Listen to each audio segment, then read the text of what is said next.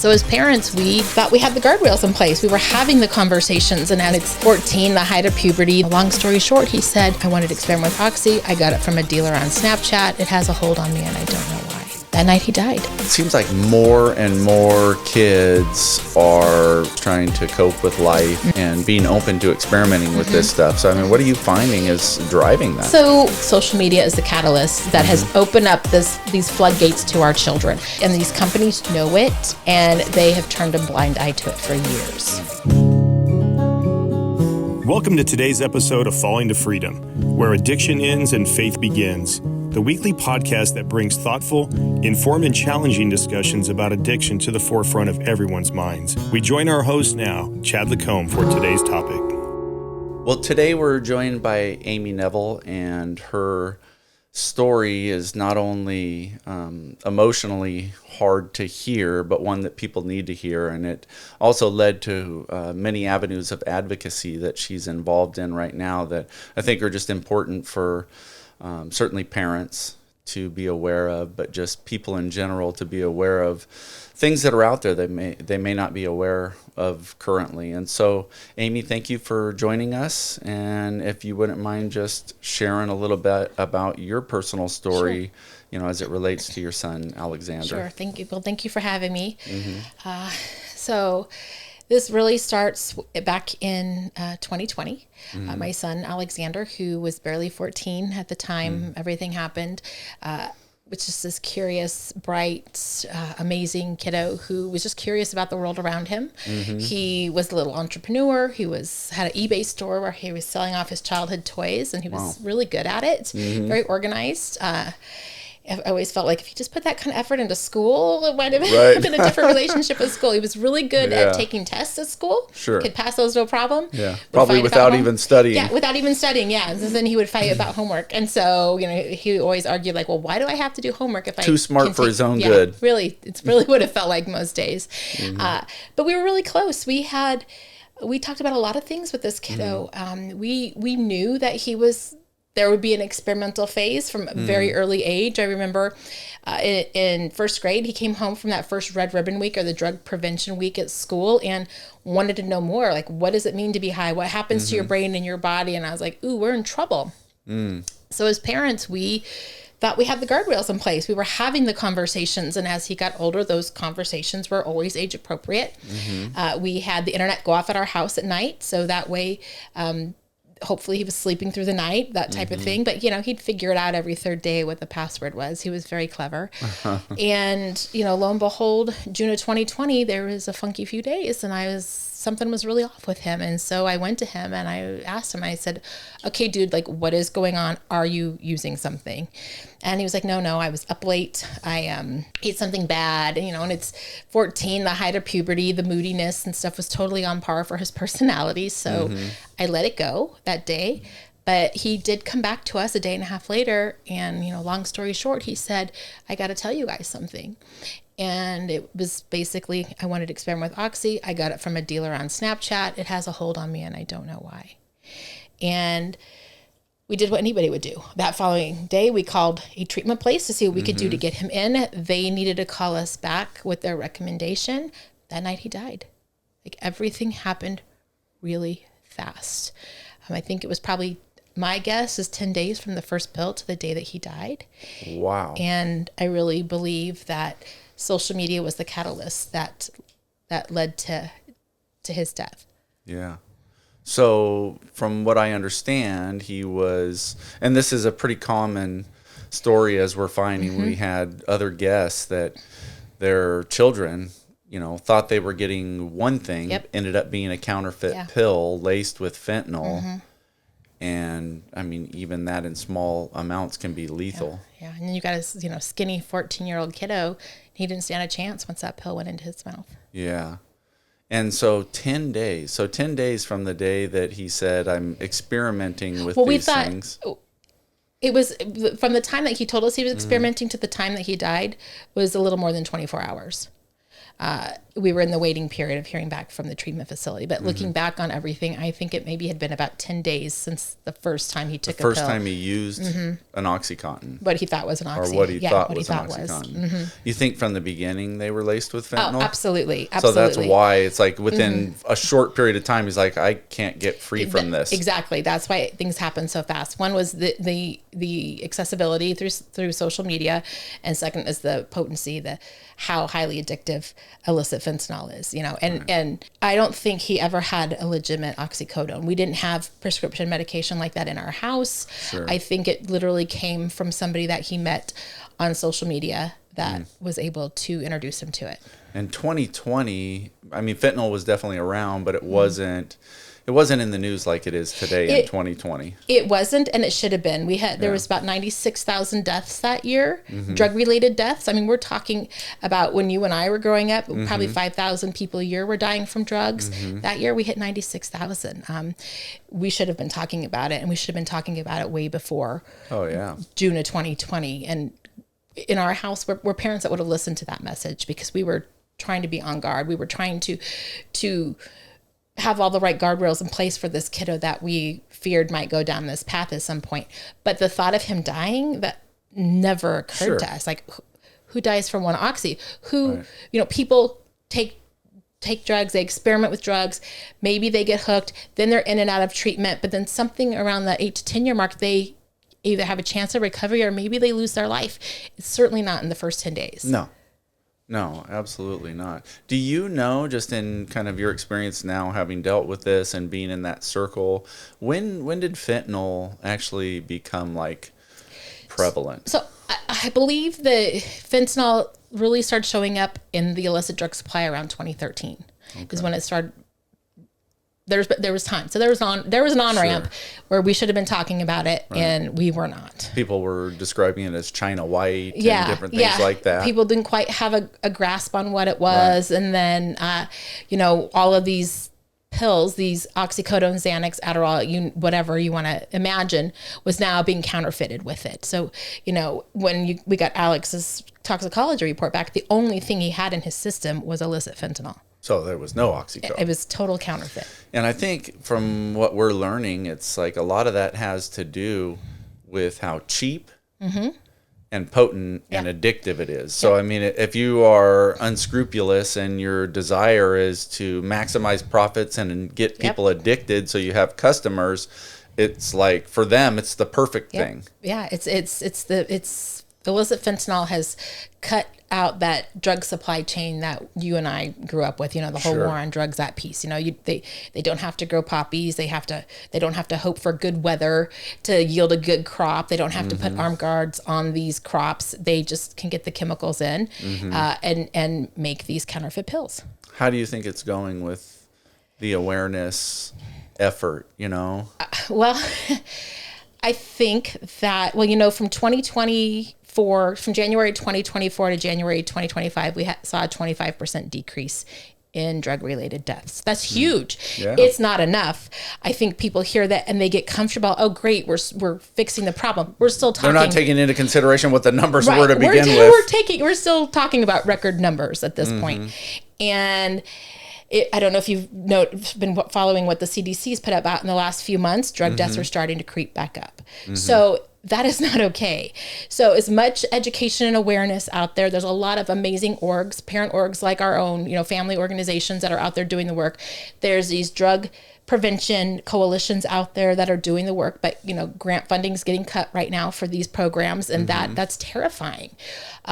We're taking money away from people who have proven that their programs work, and getting people help, getting them educated, and I'm scared of what's to come. Well, one thing that we're realizing is that, especially in California, their permissive harm reduction policies, which are kind of wrapped up in their housing first policies, really discourage like abstinence or treatment in the sense that we would think, you need to be off of these. You need to not be doing them because they're not good. And it's more of a policy where, well, that's just how these people are. How are you to, it's judgmental for you to say that, that they shouldn't be able to do these things. We just need to make them safe. And give them clean needles. And then couch all of that in this conversation of compassion. Like it's somehow compassionate. It's really hard. It is really hard. But naloxone is harm reduction, and we need naloxone. Naloxone is very important. And right now the funding for that's getting cut. And that for first responders to have naloxone. And so we need to figure out other ways to get naloxone out there and get it out to the people that need it. It's such a hard conversation because we want to help people. We also want people to be able to feel empowered to help themselves. And the thing about that with fentanyl, people don't have that moment of clarity of like, oh, I need to get my act together. This is the day I'm going to turn it around, because they go to get help. Well, come back in 30 days when we have an open bed. We don't have enough resources for when people are ready. Sure. There needs to be more treatment options. Yeah. It's so that it's people just are not getting that chance at recovery that they once got. And that's because, again, the lack of availability, and also fentanyl is so much stronger. People still think of heroin as the big, bad, dirty drug. I wish we were just up against heroin. We would have better chances, but unfortunately that's not the world we're living in. There's videos out there that show like this much heroin will kill a person. Yep. And then when they show fentanyl, it's like a glass jar with like 2 or 3 tiny little grains that are like, that's from our first film. You barely have to you have to use a microscope to see the grains, and it's like that will kill a person. So people still don't get it. So what about you go into schools, right? And you speak not only with students but with parents. How's the reception there? So this probably doesn't surprise you or your listeners, but stigma is the number one hurdle I have to overcome when it comes to talking to parents. It's like, you should have just took your kid's phone away. You do drugs, you die. What do you think is going to happen? And then, of course, not my kid. My kid would never do that. The reality is, you just never know when your kid that's never going to do that might do that. Sure. I work with teens all across the country to create what it is that we put out as far as education and information. And they get groomed into this. Like, think sexual predator type grooming is happening to our kiddos. So your kid might be having a bad day, and the timing might just be right for a drug dealer to slide in and offer them something. But what I've learned with parents, in the way to get them to listen, there's a couple of things. One is saying fentanyl poisoning instead of overdose. When I say poisoning, their guard drops a little bit. Like, wait, what do you mean by that? And that really stems from the fact that as parents, we are conditioned from the day our kid is born to protect them from a poisoning. We get Poison Control's phone number, put it on our phones. You got the magnet that goes on the fridge. You get instructions on what to do in the event of a poisoning. And so you're prepared for that. And so it makes it relatable to the parents and the demographic that I'm really after. And then the other thing that works is, again, parents can't ever think about their kid doing something like this, but they can picture their kid being the hero in a situation. So, all right, your kid might not do it the way Alexander did it, but your kid could be the voice of reason among their friend group when these moments come up, and parents will listen to that. So are you involved at all with, I think it's Matt Capilouto, the one pill can kill? Is that Matt, or is that, basically just trying to raise the awareness that, with the way it is today, if you can't guarantee that your child won't experiment with one pill, then they're in danger. Yeah. So the One Pill Can Kill is the DEA's campaign. Oh, okay. And they have these virtual field trips on Operation Prevention on their website. And we were a part of that, creating that program or participating in the education that goes out. And it's really fabulous. And it's totally free. And it's got a good, safe feel to it. So schools that get a little nervous about the content that I put out, which might be a little bit edgier, but again, that's based on what the kids are telling me what they want. Yeah. It's a good, safe bet. Okay. Yeah, it's just crazy. And that's in my first film, Dead on Arrival. Okay. All right. Yeah, and then you and your husband, Aaron, I believe, started the Alexander Neville Foundation. Yeah. And what's that? So with the support of my family, really, it was my sister who really stood up the foundation, and it was there for me when I was ready. I didn't have to try to do something to start up. I was able to slide right in and start doing the work. But how I started talking to experts in this field, and I talked to every expert you can imagine and learned a lot, and went to create content and realized something was still missing, and that was the youth perspective. And so starting November of 2020, I started talking to teens all over the country to find out what it is they're experiencing, what it is they want to know, how they want to be treated when people come in, like how should I dress when I show up? And that has made all the difference. I think that's what makes us a little bit different than the other drug prevention that's out there, is that we are really coming from the youth perspective. So what are you finding? I mean, and obviously to answer these questions, it seems like, yeah, fentanyl is readily available and deadly, but it seems like more and more kids are finding themselves trying to cope with life or things, you know, and being open to experimenting with this stuff. So, I mean, what are you finding is driving that? So what I really believe that the social media is the catalyst that has opened up these floodgates to our children, because we're talking younger and younger teens all the time. I mean, when you were in high school, when I was in high school, our friends didn't die from drugs. It just wasn't a thing. I'm not saying it didn't happen, but it wasn't as prevalent as it is now. Anytime I go into school, somebody knows somebody that was their age has died from this, or where social media was involved, especially. And so apps like Snapchat have given drug dealers access to our children. And these companies know it, and they have turned a blind eye to it for years. Now, don't you have an ongoing litigation with Snapchat? Yes. Aren't you the lead plaintiff on that case? Yes. Are you able to share a little bit about how that started, what that is all about, and maybe even update on where it's at? So it started, in November of 2020, right about that same time, we were in a meeting with a group of parents who had all lost their kids through drugs off of Snapchat. And I made the comment, like, when are we going to get loud at Snapchat? Like, why are we just sitting here? And there was a father in that conversation. It was like, no, let's work with them from the inside. Let's show them how their product is broken, and let's help them fix it. And I was like, okay, that seems reasonable. Of course they don't know, right? Well, kids continue to die. Nothing is happening. No one is speaking out about Snapchat. And so I organized a rally against Snapchat for that summer. And so in the meantime, we had a meeting with Snapchat executives that this father brought us into, to where it was like, so sorry for your loss. We had no idea this was a problem. Too bad, so sad, right? Platitudes and blew you it off. was just ridiculous. And I was like, this is disgusting. Like, I can't even believe it was just disgusting. I felt very manipulated and very taken advantage of in that situation. And so I was like, this is not my path. Working with the enemy is not how I want to do things. And so Did you even know what Snapchat was prior to this whole thing? Well, you know, I had spot checked Alexander's social media throughout, you know, maybe once, maybe twice a week, because that was part of the deal of having social media. And did I know how Snapchat worked? No. Looking back on it now, had I seen drug emojis, which weren't being talked about at the time, I probably wouldn't have known it. So I was looking for, you know, bullies and sexual predators. Sure. So can you explain a little bit about what is Snapchat? I mean, I'm sure people have heard of it. It's used frequently by young people, and there's a reason why. Yeah. And I don't think most parents... there's a reason why drug dealers use it too. Sure, and I don't think most parents are aware. So Snapchat is an app, a social media app. However, they want to tell you they're a camera company. Let's be clear about that. Where you can take pictures, send messages back and forth to people, or put them on your story or your feed, and they can disappear at whatever time you set. And so they supposedly completely disappear. So now you've got this autonomy that you might not have on other apps. So it's kind of like an Instagram or one of those, and yet the key feature is that the disappearing of the messages. So if you're trying to hide something, you don't want people to see it. I mean, that's really the only reason for that, right? Yeah, exactly.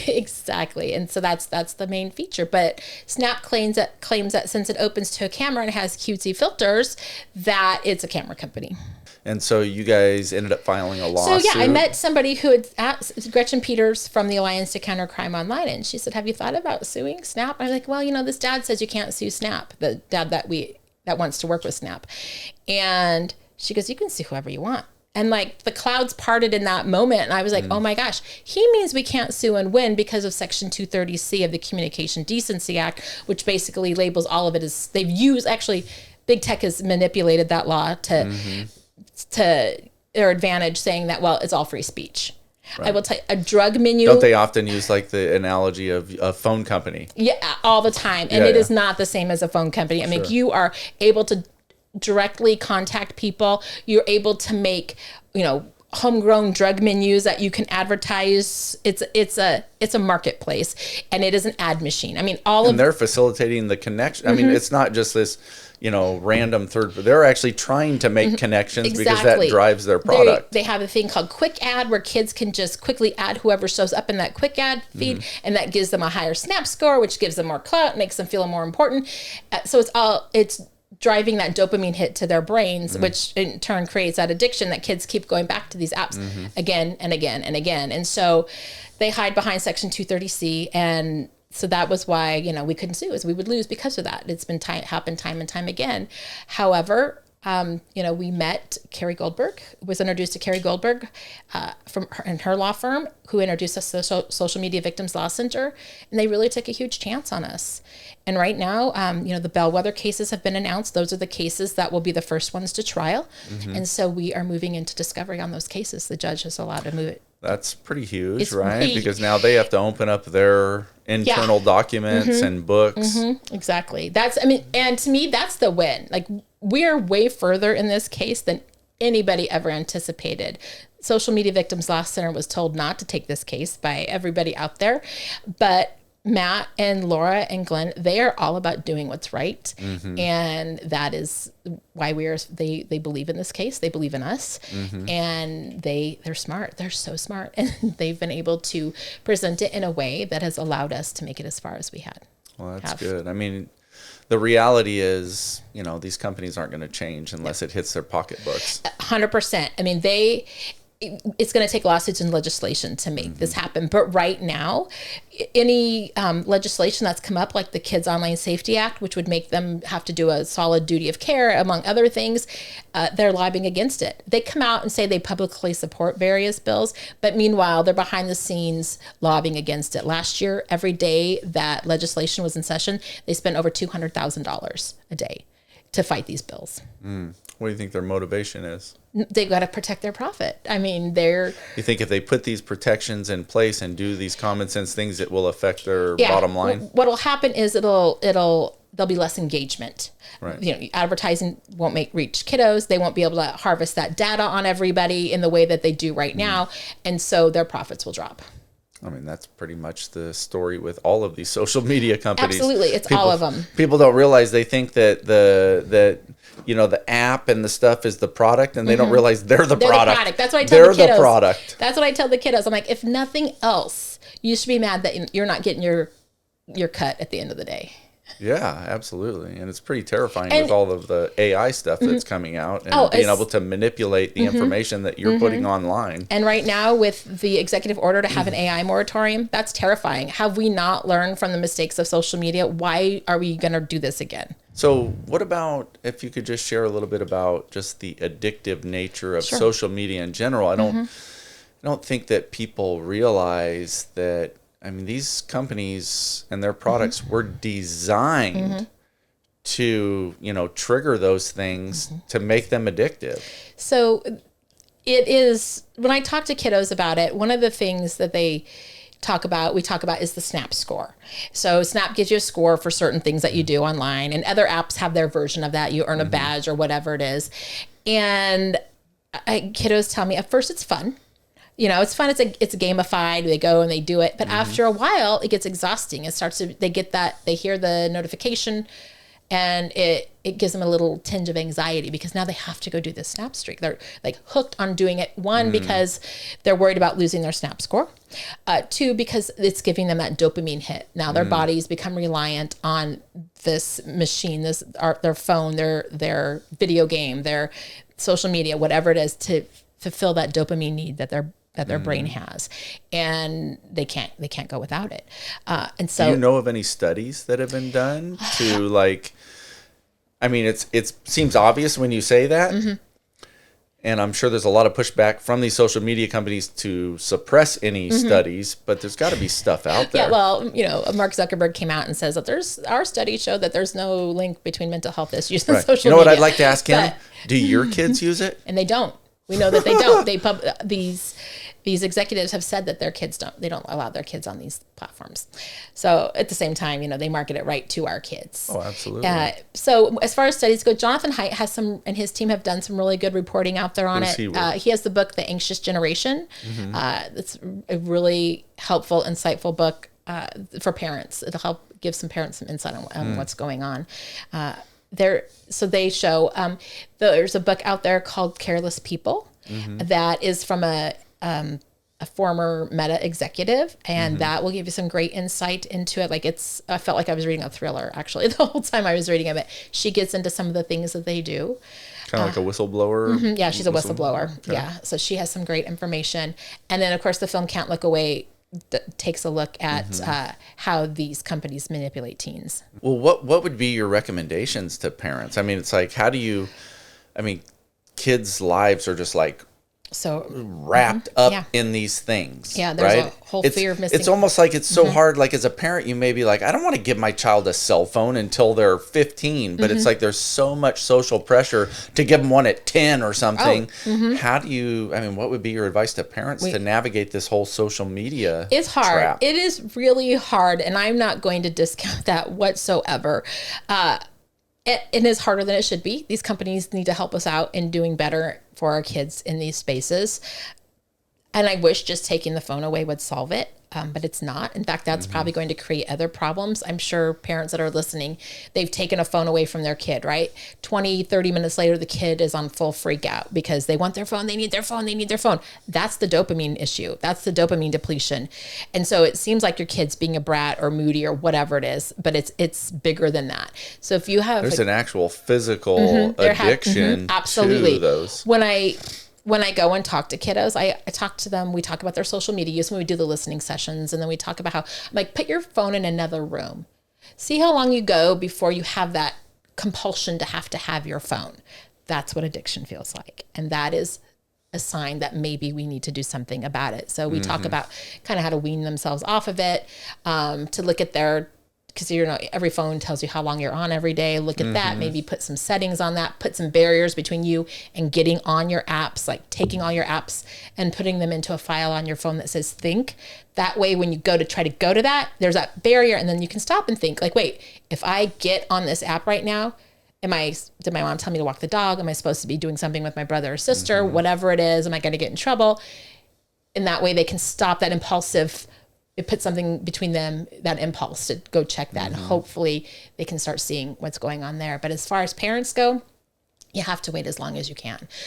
There are a couple studies out there. I wish I could tell you which they are off the top of my head. I can't remember, but that show us that if we can keep our kids 16, 17 years old before we give them phones, then they are less likely to care about social media when they do get them, because they've learned how to live without it at that point. I think that's borne out in probably our lives, right? Yeah. Not growing up with that, we're able to just put it aside, shut it off, and not deal with it because it wasn't a part of our life from early on. I mean, when I go out in the world, I watch families, because a lot of times I'm on the road, so I'm going to dinner or lunch by myself, and so I people watch, and it's just so many families with their kiddos at the table. Everyone's sitting there on their phone. Yep, no one's connecting with each other. It's really wild, kind of what we're turning into out here. But the other thing too, if you are a parent that's really losing the fight to your kid getting a phone or whatever's going on, there again, like I want to be crystal clear, like you gotta wait as long as you can. But again, if you're losing that fight, there is a book out there called Healthy Screen Habits. Think of it as like a driver's license manual to getting your kiddo online. It's helpful in that thing. One of the things it says in the book that I really like, for a kind of a rule of thumb for all of us, even as adults, is like, if you don't want your grandma to see it, don't put it online. Good advice. Yeah. And then are there I think there's controls that you can, if you give your child a phone, you don't have to give them an iPhone that has access to everything, right? Right. There is. So there's some things you can do, and you can get an old school flip phone. I mean, that right there, they're kind of making a slow comeback right now for parents who want to do that. So that is one thing. Another thing is, yes, there's all of these social media apps have parental controls. Kids know how to work around them. When there's an update, sometimes they fall away. Snapchat, they don't allow third-party software to work with their app. So you think maybe you've done it, your due diligence, and it's not actually working.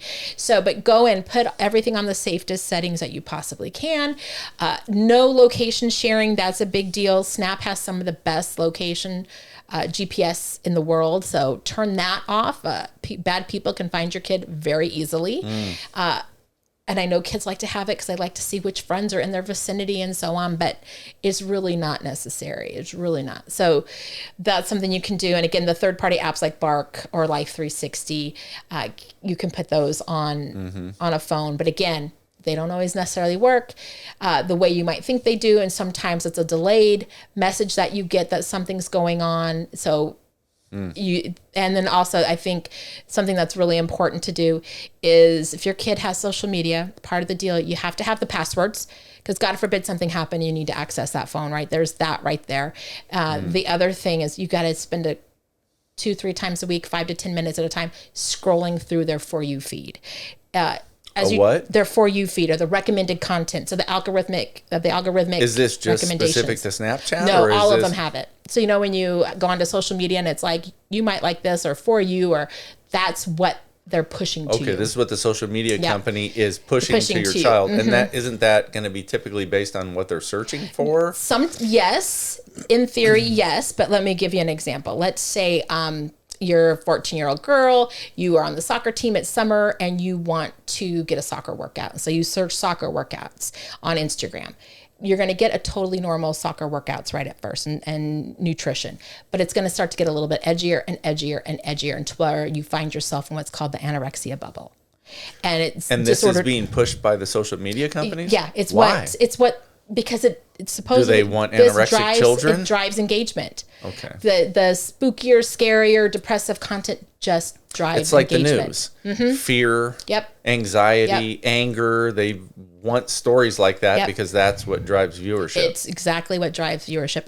One of the things in the book Careless People that the author talks about is how Meta figured out on Instagram that if a teen girl put out a picture and she felt bad about it or nobody liked it, she would take it down. And that was an opportune time to push beauty products and things at them. Wow. Just corruption. Oh, absolutely. Absolutely. And certainly putting profits before the health of people and our children and what's generally good for society. Yeah, exactly. So you had mentioned something concerning Snapchat. Yeah. Maybe you could just kind of flesh it out a little bit with, even if parents are checking their children's phones and they're looking at their Snapchat and stuff like that. You mentioned there's some emojis and there's things that are like specific to drug dealers that you weren't aware of before. Can you share what those are? So it's called the Drug Emoji Code. And actually, if you just go into your computer browser and type in DEA Drug Emoji Code, you're going to get a 2-page PDF that shows you what these are and what different combinations of emojis mean when it comes to the drugs. And even that's not enough because these drug dealers are super smart. They're probably changing all the time. They're super smart. They know how to change it up and get through to our What's kiddos. That site again? Or what's that? It's just type in DEA Drug Emoji Code and it'll come right up. And that's being used primarily on Snapchat or other sites as well? All of them. I mean, this problem, in my opinion, Snap has been the largest open air drug market, especially when it comes to our younger teens. Because they disappear. Yeah. That's where it's been prevalent. But nowadays, when we first started talking to kiddos, they knew that these drug dealers were there, and now these drug dealers are meeting them there, but maybe they're sending them off to Signal or WhatsApp to finish these transactions to where it's even more encrypted and less likely that they'll ever be found out. So it really is a combination of all these apps these days. They're just really clever at how they do it.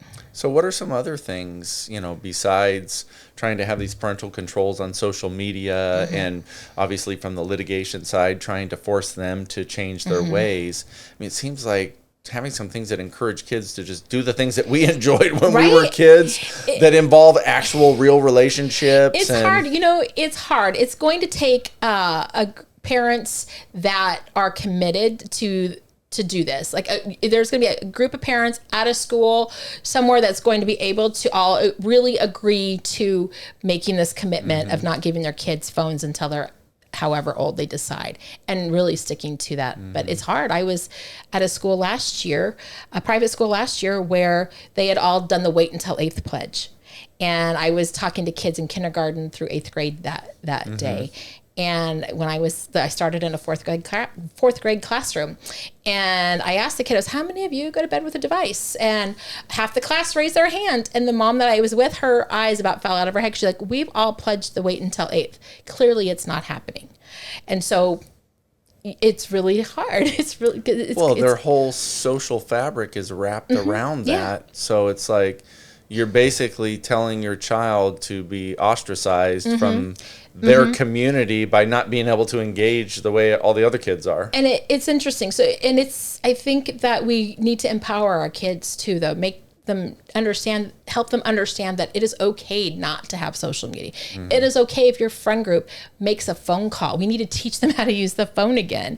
We were at a soccer club, and the person I was presenting with said, oh, just ask your parents to get a landline. And they were like, 13-year-old boys, what's a landline? We were like, oh no. So we have to reintroduce these old school tools to them, and we have to teach them how to communicate without it, which is really insane to think that that is really what we're up against, and another huge push, I think, is the ed tech movement right now, getting tech out of classrooms. I mean, our kids are all indoctrinated with Google from the time they go into public school all the way through. Now they're this lifelong customer for Google, and they're on these platforms, or on YouTube Kids, that is their school issued device, but harm is still reaching them. I have a friend, Nikki, whose daughter was in 3rd grade last year, was getting pushed cutting content through her school issued device on her school issued Google account. How does that on happen? YouTube? I mean, unless she's searching that, she's not. It showed up as an ad as she was going along. And then if she clicks on it, it's like, whoa, what the heck is this? Now it's going to start pumping it more and more. It'll feed that. Not that you were wanting to do that. But then what happens once you get into that world where an eating disorder, or it looks like everybody's doing drugs, or everybody's cutting on themselves, at 30, 45 days, these developing frontal lobes think this is normal, and think, okay, well, today's the day I'm bored enough, I'm going to try it, or whatever it is.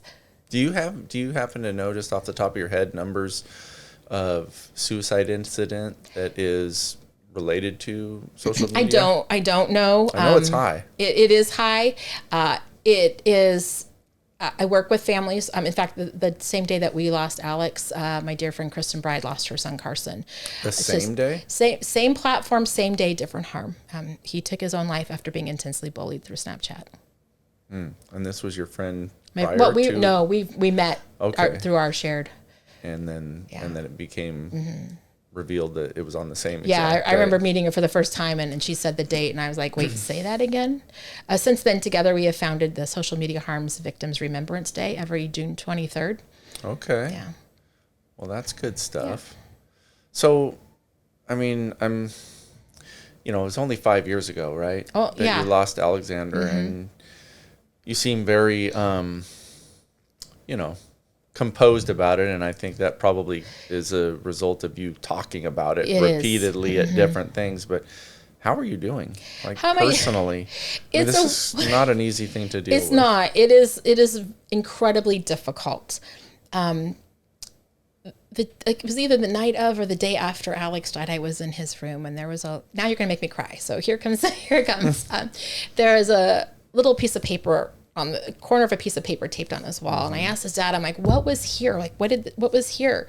And he's like, I can't remember. It said something about do hard work, do the hard things. And we couldn't remember. Well, fast forward 2 months, I'm scrolling through my husband's phone, just looking for any picture I haven't seen of Alex before, whatever connection I can find. Right.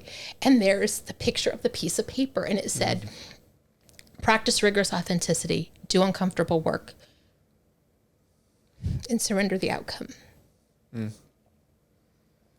that do uncomfortable work is like my mantra. It is what gets me out of bed every day. And so that is my goal, it's a weird combination of me running from my emotions while I'm talking about them at the same time.